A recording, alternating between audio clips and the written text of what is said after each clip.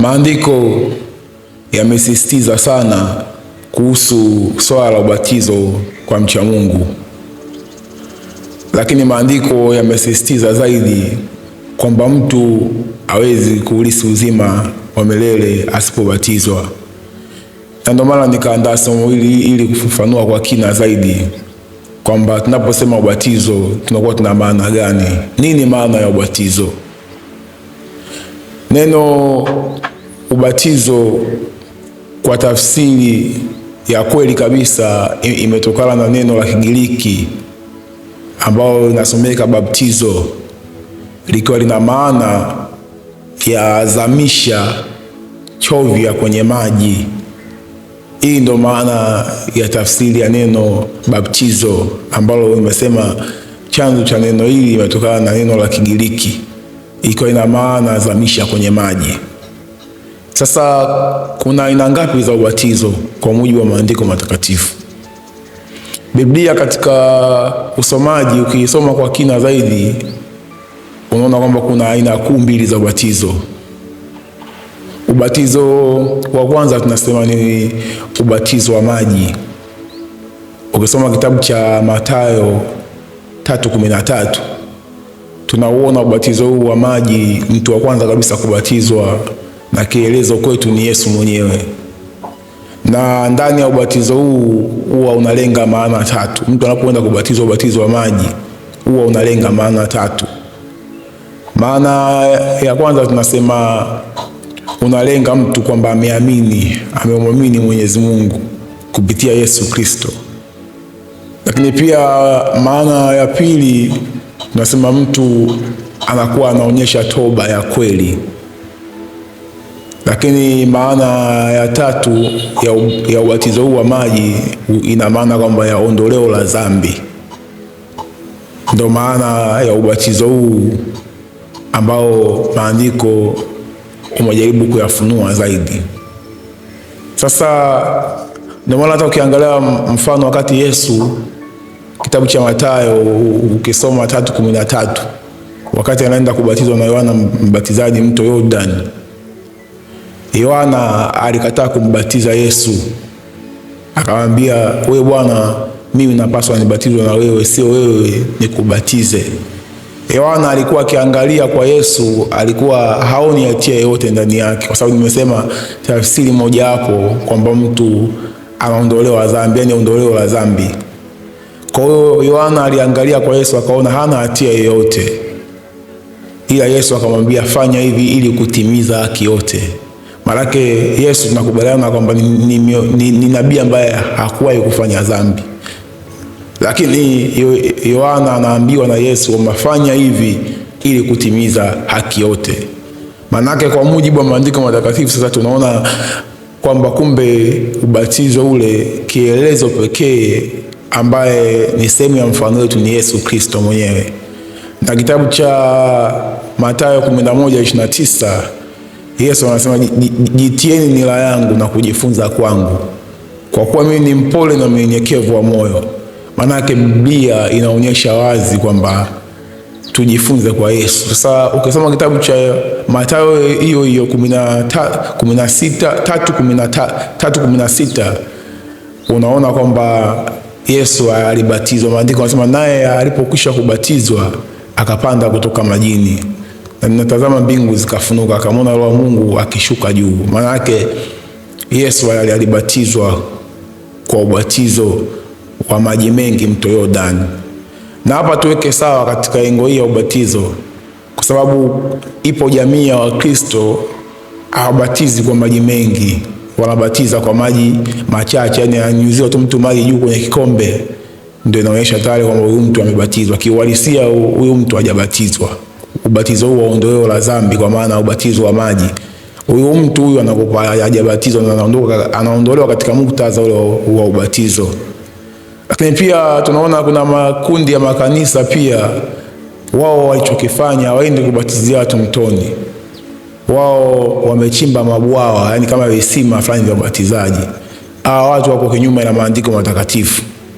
Narudia tena, hawa watu ambao wamechimba mabwawa ya kubatizia watu, hawa watu wako kinyume sana na maandiko matakatifu, kwa sababu hakuna haya kwenye maandiko mtu yote aliwahi kubatizwa kwenye maji yaliyotuama yasiyotiririka. Yesu anasema katika kitabu cha Mathayo 11:29, jitieni nira yangu na kujifunza kwangu. Kwa hiyo Yesu alibatizwa vipi ili sisi wote tubatizwe kama yeye? Ndio nimesoma kitabu cha Mathayo 3:16, alibatizwa mto Yordani kwenye maji yanayotiririka. Ubatizo wa kuchimba kwenye visima wa Kristo umetoa wapi? Kwa hiyo ubatizo kama ulibatizwa kwa ajili ya ondoleo la dhambi, ubatizo upo kwa mujibu wa maandiko matakatifu. Kama upo, niandikie kwenye comment hapo section. Niambie tu kwamba ubatizo unaobatizwa kwa mfumo huo kwa mujibu wa maandiko umetoka wapi? Kwa hiyo huo sio ubatizo ambao Mungu anataka, na ubatizo ambao Mungu anataka ni wa maji mengi, sio hata ule wa kunyunyuzia maji ambao hata Yesu mwenyewe alibatizwa katika mto wa Yordani. Nasema hii ni aina ya kwanza ya ubatizo ambao maandiko yamejaribu kufunua kwa kina sana na ameonyesha kwa kina zaidi. Lakini aina ya pili kuu ya ubatizo tunasema ni ubatizo wa kiroho, kwa maana ya kuzaliwa kiroho. Huu ndio ubatizo ambao the main point.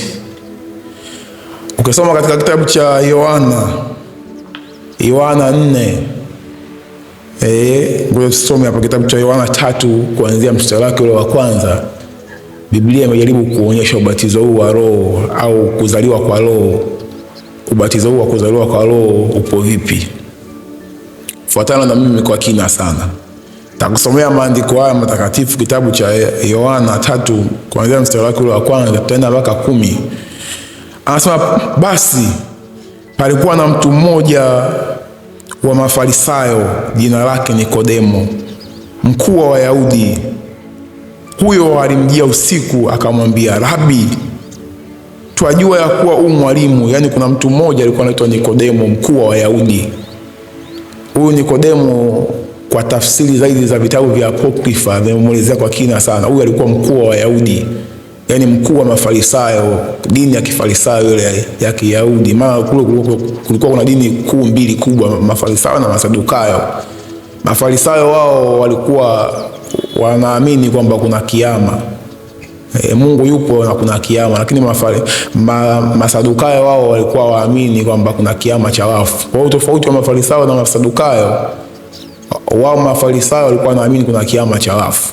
Sasa katika Mafarisayo kulikuwa kuna walimu mbalimbali na kuna vyeo mbalimbali. Huyu bwana alikuwa mkuu wa Wayahudi, mkuu wa Mafarisayo katika bunge lile la Kiyahudi. Maana kuna mabunge yale, kulikuwa kuna bunge la Kiyahudi ambalo lilikuwa linaitwa Sanhedrin, ambako kulikuwa kuna vyeo mbalimbali. Huyu bwana alikuwa na cheo kikubwa sana, ambaye anaitwa Nikodemo. Sasa huyu mtu, kwa sababu alikuwa anaona Yesu anafundisha mafundisho mbalimbali, anafanya miujiza. Sasa kuna baadhi ya mafundisho yalimgusa sana, lakini sasa kwa sababu ya heshima yake na hadhi yake ikabidi amwendee Yesu usiku ili watu wasimuone wakati anamwendea Yesu. Ndio tunaendelea sasa hapa. Anasema, Rabi, twajua ya kuwa mwalimu umetoka kwa Mungu. Huyu Nikodemo anamwambia Yesu, wewe ni mwalimu umetoka kwa Mungu, kwa maana hakuna mtu awezaye kuzifanya ishara hizi uzifanyazo wewe isipokuwa Mungu yupo pamoja nawe. Yesu akajibu akamwambia, amini amini nakwambia, mtu asipozaliwa mara ya pili hawezi kuona ufalme wa Mungu. Nikodemo akamwambia, hawezeje mtu kuzaliwa akiwa mzee? Aweza kuingia tumboni mwa mamaye mara ya pili akazaliwa? Yesu akajibu, amini amini nakwambia, mtu asipozaliwa kwa maji na kwa Roho hawezi kuingia ufalme wa mbinguni. Kilichozaliwa kwa maji ni maji, na kilichozaliwa kwa mwili ni mwili, na kilichozaliwa kwa Roho ni roho. Usistajabu kwa kuwa nilikwambia hamna budi kuzaliwa mara ya pili. Upepo uvuma upendako, na sauti yake waisikia, lakini hujui unakotoka wala unapokwenda. Kadhalika na hali yake kila mtu aliyezaliwa kwa Roho. Nikodemo akajibu akamwambia, yawezaje kwako mambo haya? Yesu akajibu akamwambia, je, wewe mwalimu wa Israeli na mambo haya huyafahamu? Nikodemo alishangaa sana baada ya Yesu kumwambia mtu hawezi kurithi uzima milele asipozaliwa kwa maji na kwa Roho, asipozaliwa kwa mara ya pili. Nikodemo akamwambia Yesu, yawezekanaje mambo haya? Mtu aweza kuzaliwa mara ya pili akarudi tena tumboni kwa mama yake? Yesu akamwambia hapana. Kwa hiyo mwisho wa siku akamalizia kwa kumwambia kwamba wewe mwalimu wa Wayahudi na huyajui mambo haya.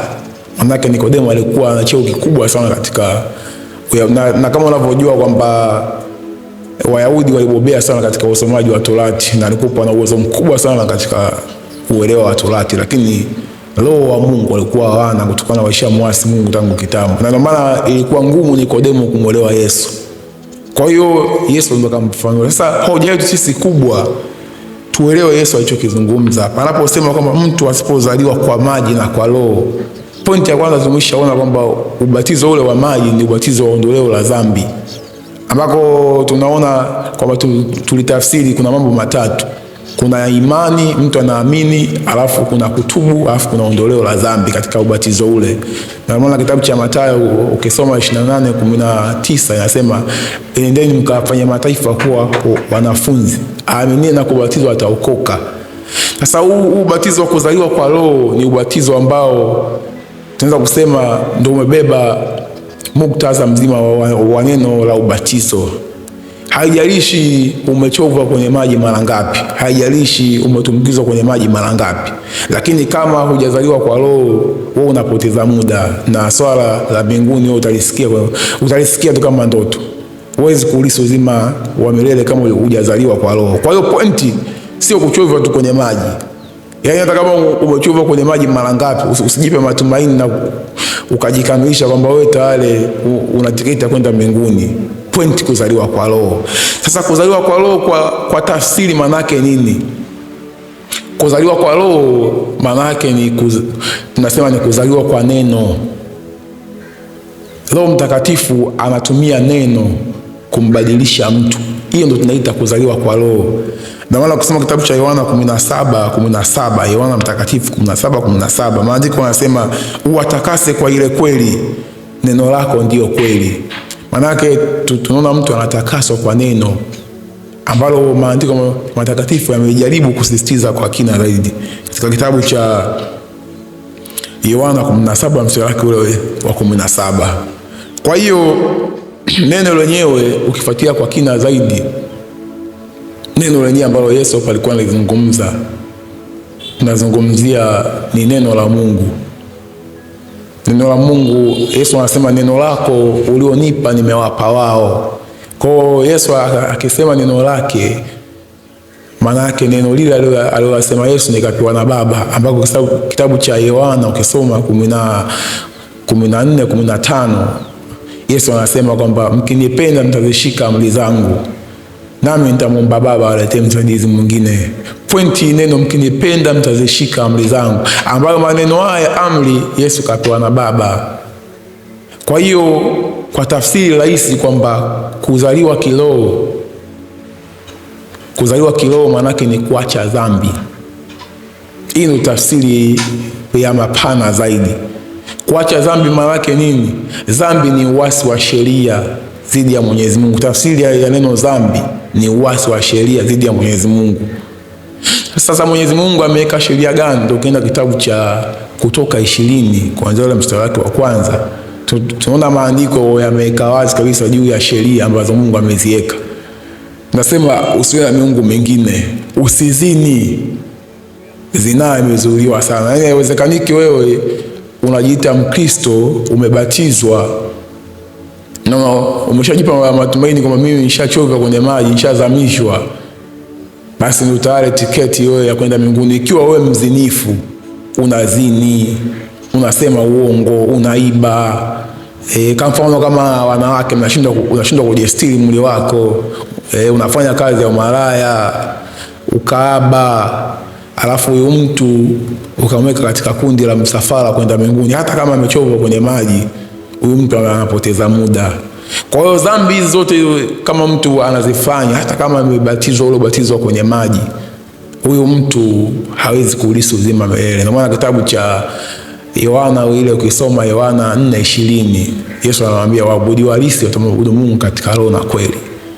Kwa hiyo huu ubatizo tunapozungumzia, tunazungumzia kwa mapana zaidi, ambao Yesu mwenyewe ameshaudiscuss na ameshajaribu kutuonyesha kwa kina zaidi. Nikodemo anastaajabu maneno ya Yesu kwamba yawezekanaje mambo haya. Yesu anamwambia, wewe mwalimu wa Israeli na uyafahamu mambo haya? Kwa Yesu amejaribu kuonyesha kwa kina zaidi kwamba ubatizo au kuzaliwa kwa roho ni kupi, ni kushika neno la Mungu. Waraka wa kwanza wa Yohana 2:3 anasema, na katika hili tunajua kuwa tumemjua yeye tukiwa tunashika amri zake.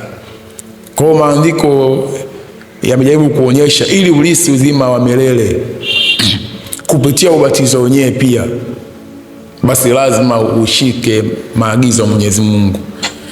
Hata ukisoma kitabu cha Mathayo 16, nafikiri ni 19, Mathayo 19:16, mtu mmoja alimwendea Yesu akamwambia, nifanye jambo gani jema ili niurithi uzima wa milele? Yesu anajaribu kumwambia kwamba ili urithi uzima wa milele ushike amri.